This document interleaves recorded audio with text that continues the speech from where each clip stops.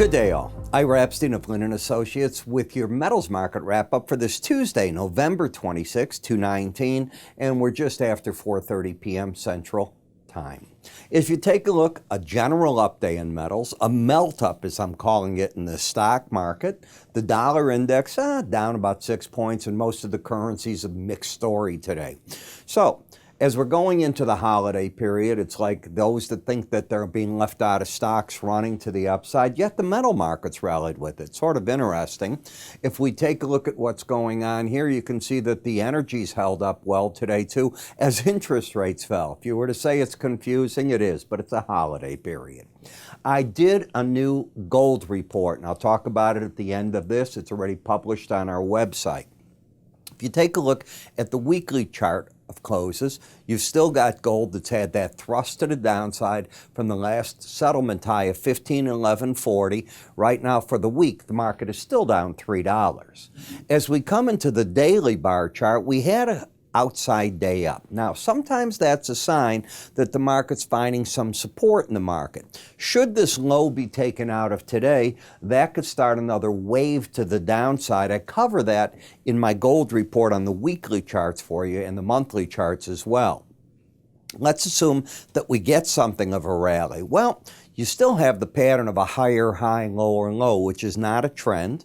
The resistance is above the market starting at the 18-day moving average of closes, 1479.70 up to the 1495.80 level. The Bollinger Band, if you were to take out today's low, comes into play at the 1446.40 level, the next support level in the market. And if I look at the momentum, the slow stochastics, well, they're sort of drifting sideways in an oversold condition. To say that it's pre-holiday trade, of course it is. Tomorrow's the last full day, then we're open just a short while until we get back come next Monday, as you know. The electronic markets will be open, but trade will be light. When you look at the GLD ETF, like the futures markets, we had a reversal to the upside, an outside day up, in a marketplace that is now gotten itself out of being oversold. So momentum up, bias down, no trend. You got the higher high, lower low, and the two areas of resistance are 138.70 to 139.74.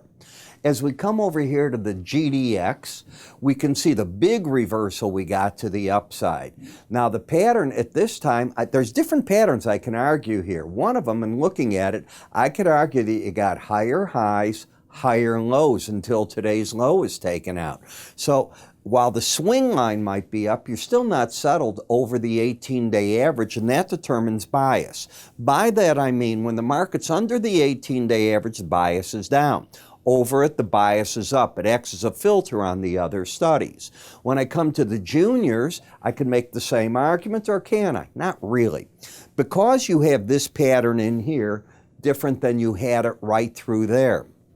The argument is a higher high, lower low. And while the bias is up since the market had a huge reversal to the upside, it stopped very close to that first resistance point of the 18-day average of closes. The next resistance point comes in right through here, which is the 45-day average at 37.62. I don't consider that a major resistance point, but it's one I pay attention to when the market decides to, and it has recently. Normally it's the 18 and the 100.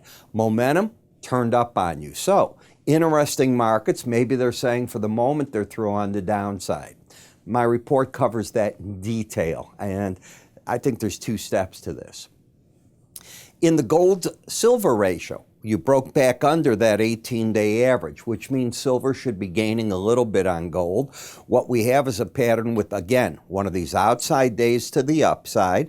You can see the resistance point of 1730, let's call it, the 18-day average to the 1747 level. Even if the market were to poke through the 1735.50, the last rally high, because of the lower low, you don't have a pattern that I think makes a lot of sense. Copper's the same thing. Copper challenged these previous break lows, could do nothing with it, turned back up to the upside, but you have a lower low, higher high pattern. Obviously, who do you talk to on the street? One set of people think that you're going to get a phase one deal done before Christmas. Other people think it's next year if it happens. I don't know which one's real, but copper seems to be biting on something here, although over that 18-day average, you've been here, done that, and don't seem to go anywhere. Let's assume it pops. Bollinger Band 272 could be the next zone. In the platinum market, you've had a pattern of lower highs, but now you've got confirmation of higher lows. So you're narrowing in like that. Where's it happening? Between the 18 and the 100-day average of closes. Momentum is trying to be up and bias is up. Should this market clear this 934 level, then I think that you're going to empower the bulls in the market to say, okay, on pullbacks until this low is taken out, they've grabbed control of the market. In the palladium market, as I said yesterday, and I'm saying it today, you're in a very, very big area here. And the question is, can you pop through it and add another leg to this market? I think a lot of the energy's been spent as the markets come up here into an overbought territory, but you don't fight the city.